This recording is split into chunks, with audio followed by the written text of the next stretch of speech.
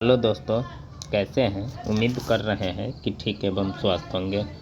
दोस्तों, आज आप लोगों को 2 नंबर वाला सब्जेक्टिव क्वेश्चन जो बहुत ही इम्पोर्टेंट है बताने वाला हूं। ठीक ना दोस्तों, मैं जो भी क्वेश्चन बताता हूं स्क्रीन पर, उसको अगर आप ध्यान से पढ़ लीजिएगा तो फिर आपको गणित में कहीं से कोई परेशानी नहीं होने वाला है। ठीक ना दोस्तों, इसीलिए वीडियो में ज़रूर बने रहेंगे। देखिए, एक समांतर श्रेणी का चौथा पद यानी T4 बराबर 11 दिया हुआ है।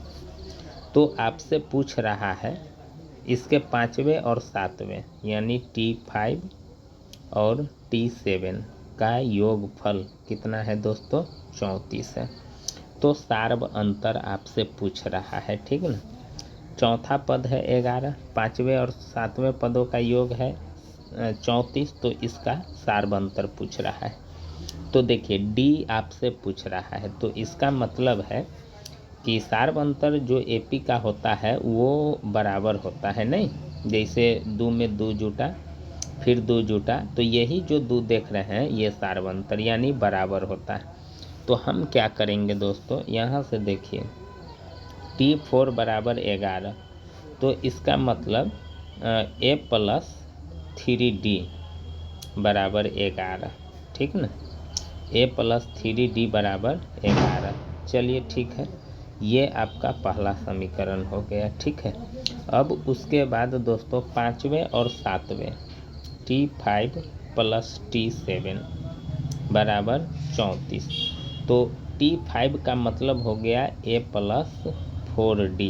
ठीक ना, और T7 का मतलब A प्लस 6D बराबर 34। अब दोस्तों इसको हम आगे बढ़ाते हैं, तो A और A 2A हो गया।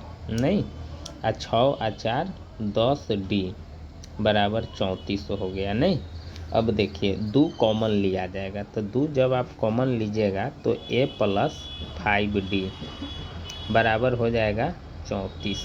नहीं, अब देखिए 2 से ये 34 17 मरतबे कट गया, तो A प्लस 5D बराबर हो गया 17। ठीक ना, ये आपका दूसरा समीकरण हो गया। अब दोस्तों क्या करना है कि 1 और 2 को अति करना है। ठीक ना, जैसे आप X और Y का मान निकालते हैं उसी प्रकार से A और D का मान निकालना होगा।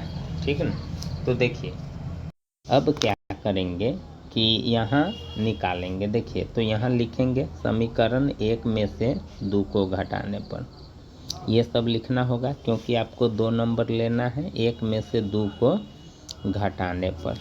ठीक ना, मैं बोल भी देता हूँ, अगर जो ना समझ में आए वो अपना सुन करके लिख लीजिएगा।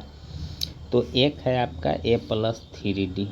ठीक ना, A प्लस 3D, यहाँ से मैं फिर इसको साफ करके बनाता हूँ। ठीक ना, यहाँ पे देखिए पहला समीकरण है A प्लस 3D बराबर 11, और दूसरा समीकरण है A प्लस 5D बराबर 17। तो घटाएंगे नहीं, तो घटाओ में तो बाद वाला का साइन चेंज होता है, ये आपका कट गया। अब 5 में से 3 जाएगा तो कितना होगा, -2D, और 11 में से नहीं 17 में से 11 जाएगा तो कितना होगा, -6। अब ये आपका कट गया, तो D बराबर क्या होता है 6/2, तो 2 तिहाई यानी 3, यानी D का मान आपका कितना आ गया 3। तो यही तो आपसे पूछ रहा था। तो इसका मतलब है दोस्तों सार्व अंतर क्या हो गया, सार्व अंतर बराबर कितना हो गया 3, यही आपसे पूछ रहा था। ठीक ना दोस्तों, इस प्रकार से 2 नंबर वाला क्वेश्चन अगर आप बना देते हैं तो पूरा का पूरा नंबर मिलेगा। तो दोस्तों अगर आपको अच्छा लगा हो तो ज़रूर लाइक कीजिएगा और चैनल को ज़रूर सब्सक्राइब कीजिएगा। फिर मिलेंगे दोस्तों अगले वीडियो में, तब तक के लिए हंसते रहिए, मुस्कुराते रहिए। थैंक यू दोस्तों।